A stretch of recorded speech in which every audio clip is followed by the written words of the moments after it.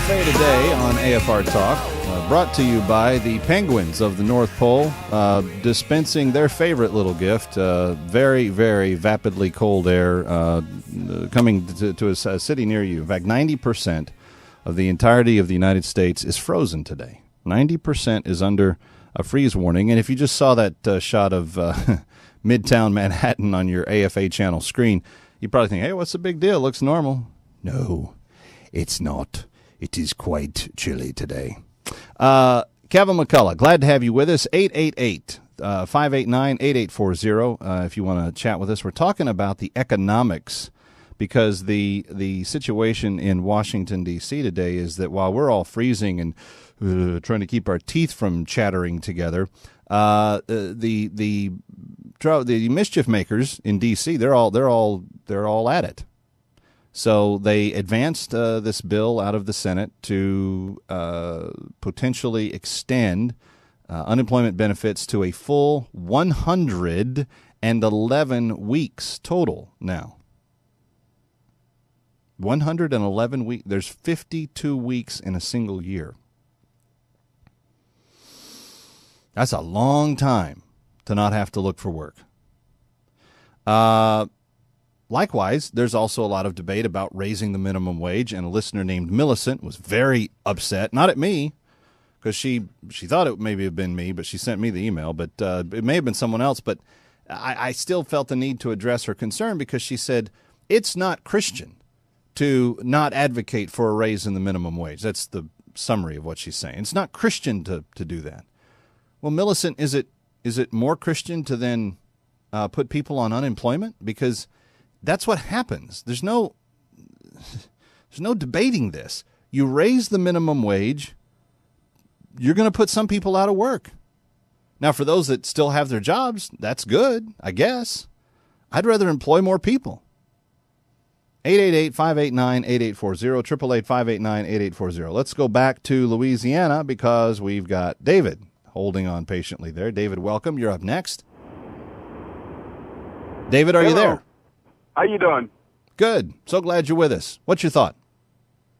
Well, I guess I'm not as smart as should be. I've been in business 21 years. I run a restaurant. It's very confusing. I've never paid anybody minimum wage. I couldn't sleep with myself if I did. The ones that aren't getting, the ones that are just above minimum wage are the ones I want to get rid of. But I can't ever have enough warm bodies in the kitchen to keep a full staff. I don't know how unemployment is so high. There's a lot of work to be done out there to be had. And to really mess things up, in my thinking, you have the illegals in East Coast, West Coast. They're all over the states now. They're across the South. They're doing all the construction work. They're planting the cane. They're either running crawfish traps these days. These guys are making minimum pay. They're working under fake Social Security numbers by the millions, but nobody wants to talk about it. There's no incentive. And not only are they making minimum wage, but sometimes they're making less than that. And what's interesting about what you bring up, David, is that somehow they manage to, when they lose one of their illegal gigs, to just go find another one.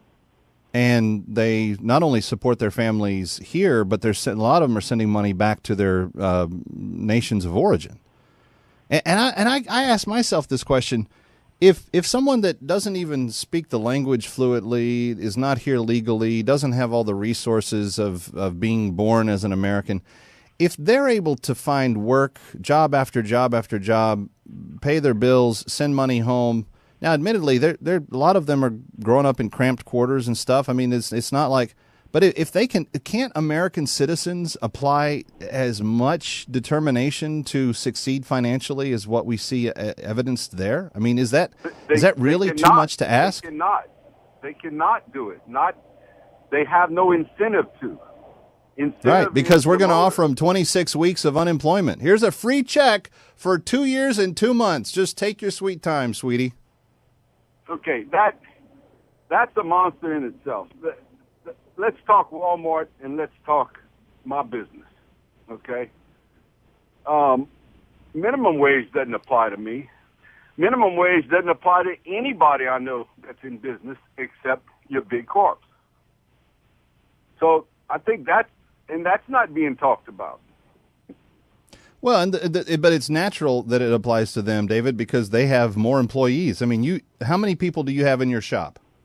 But the point you were trying to make earlier was, I can't afford to pay you more. You're not worth it. Walmart can afford to pay you more, a lot more than I can afford to pay you more. But David, there's a fallacy in that thought. How is Walmart any more able to afford it? Look, every business is going to set up their payroll, their vendors, their supplies, their maintenance costs. I run a small business. Okay, I've got 30 people. I have a set budget for what my payroll can be set at. If I suddenly was forced by law to pay my bottom earners, which none of them make minimum wage either, because we run a specialty shop, we're a media company, so we have certain skill sets. But if suddenly I was arbitrarily by law told I had to pay them twice as much as what I was paying them, I'd have to lay off half of them to just keep my shop open, because I couldn't arbitrarily. Because I've got the value for what the skill set is assigned to the people that are hired for the jobs that they are doing. And when someone leaves the company, we have interns that come in, learn the new jobs. We sometimes find people with experience. And when I find someone with experience, I pay them more because they have experience. But there's this constant kind of, but that's all rooted into the market value of what they bring to the table. If I had the government randomly coming to me saying, no, you've got to pay everybody on your payroll twice as much as you do now, I'd have less than half the payroll that I have now in terms of people, even though I'd be spending the same amount of money. And that's where the arbitrariness of a minimum wage law doesn't make any sense, because Walmart doesn't follow any different pattern of budgeting and running a company than I do. They know how much they can spend on their payroll. They know how many workers they need. If suddenly they are told you have to spend more, but their revenues only allow them to budget X amount, they then have to say, okay, well, I can only pay this much on payroll because my electric bill and the other stuff, it's all got to get paid. Then I'm going to have to let some people go. Every person that advocates for an increase in the minimum wage is simultaneously arguing for higher unemployment. And if you don't understand that, then you got to go back and you got to do actual math. But that's what happens. But you never hear that discussed. When you raise the minimum wage, people get laid off. I would rather keep more people employed and encourage them to move up the chain of their companies to get out of the minimum wage category. Aspire to something. Become an assistant manager. Become the night shift manager. Become the store regional manager. Become the executive vice president. Move up the chain. Don't stay in the same position. Acquire skill sets. Expand what you can do. 888-589-8840. Again, I know it's rocket science I'm talking about here. Stacy in Virginia, you're up next with Kevin McCullough. Glad you're with us. Thank you, Kevin, for having me. Absolutely. My comment concerning minimum wage, I look at it as another form of redistribution of wealth, which is a train wreck for this economy. And it's really sad. And it's like, I'm a truck driver. I'm a truck driver, and I have the option of running over the road. Right now, I'm currently a local truck driver. And here in Virginia, I'm making $16 plus an hour. And I'm like, wow, if minimum wage goes up to at least $15 an hour, I'm like, wow, me and guys like me, and some guys don't even make as much as I'm making locally. It's like, wow, are they going to quit driving the truck and apply for McDonald's or what? I mean, I see it as a form of redistribution of wealth. And that's what happens, Stacy, when you have government randomly assigning economic value to things instead of instead of letting the free market do what it's supposed to do, which is if a company in the free market is selling a widget and people buy that widget because that widget is really needed and it meets a need, that company's going to grow. Guess what? That company's going to hire more people. The more that company grows, the better the economy is around that company, whether they have 1 plant or 4 plants or 12 plants. Every time that a widget gets sold, more people get hired. That's the way it works. But to randomly say, now you have to pay them a third more, or you have to pay twice as much, or whatever, that's going to impose a financial value into the equation that is not corollary to what the market is supporting that company at. So what happens? Well, you have to raise the price of the widgets, or you have to let people go. But your costs are fixed. You can't change. You can't suddenly find a whole new revenue stream that's just there to take care of payroll. You're going to have roughly your budget coming in for that year the way you had it the year before. Maybe a little bit more, maybe a little bit less, depending on the economic year that you're in. But it's got to be something that's based on actual value, not some sort of fantasy land where unicorns and, My Little Ponies are flying through the sky. Well, I'd love everybody to have a piece of cotton candy in the afternoon at 3 o'clock. Okay, who's going to get it to them? We can talk about pretend stuff all we want. That doesn't mean that it's actually going to work. 888-589-8840. Thoughts on minimum wage and the extension of unemployment benefits, because they want to go now to 26 weeks, 2 years and 2 months to do that. Let's go to Rosa in Texas next. Hi, Rosa. Welcome. You're on with Calvin McCullough. So glad you're with us. Rosa, are you there? Oh, yeah. I think the people at Washington don't really have the godly wisdom to make the discretion and understand the implications of their actions. But anyway, my husband is the same thing as the other people have expressed. He has been a faithful worker for a lab and receiving $12 an hour, and for him that was high. And now are they going to increase his salary too? Or me as a nurse, will I also have an increase? I mean, and then also I have known of 4 people who are receiving unemployment benefits, and they rather receive the unemployment instead of working for 12 hours an hour because $7.50 an hour or $8.50 because they get higher pay for the unemployment. Well, and now we've given them 2 years and 2 months worth of it. 111 weeks is what we have given them, according to the bill that's just been forwarded out of the Senate if it becomes law. Let's go to Jake in Indiana. Hi, Jake. Welcome. You're on with Calvin McCullough. Glad you're with us. Jake, are you there? Hello, Jake. Jake. Come in, Jake. Yeah, now he's picking up the phone. Hey, how are you? Yeah.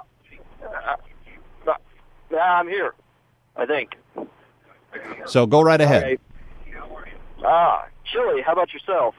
Jake, you need to turn the radio down because it's 10 seconds behind what you're hearing in your phone. Okay. So the conversation's not going to make any sense.